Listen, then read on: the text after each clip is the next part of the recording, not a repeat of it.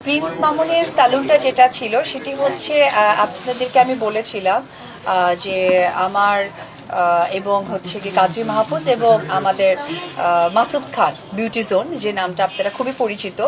তো মাসুদ ভাইয়ের সাথে আমার একটু কমিউনিকেশন গ্যাপ হয়ে গিয়েছিল, যেহেতু আমি একটা বিজনেস প্রতিষ্ঠান এবং এটা আমি রান করব।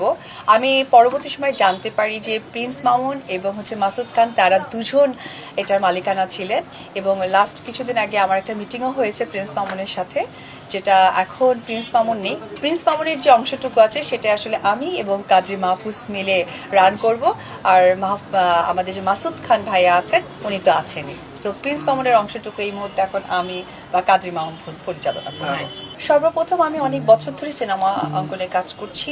আমাদের বাংলাদেশের মানুষ আমাকে যেভাবে ভালোবাসেন, তো ওই ভালোবাসা থেকেই আসলে একটা পথ প্রদর্শক বলতে পারেন। তো আমার কিছু অনুসারী আছে, ভালোবাসার মানুষ আছে, ফ্যান ফলোয়ার্স আছে।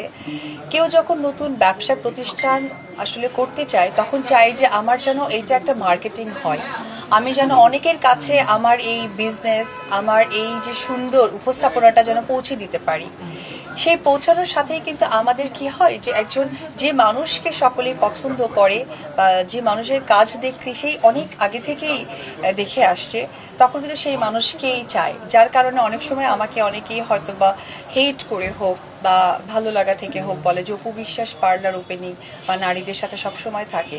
এতে করে আমি একদমই কষ্ট পাই না, আমি খুশি হই এই কারণে, কারণ যে মানুষটা আমাকে হেট করে সেও আমার এই কাজটাই দেখছে, যেটাই আমার লক্ষ্য, যে আমার কাজটা মানুষের কাছে পৌঁছে দেওয়া।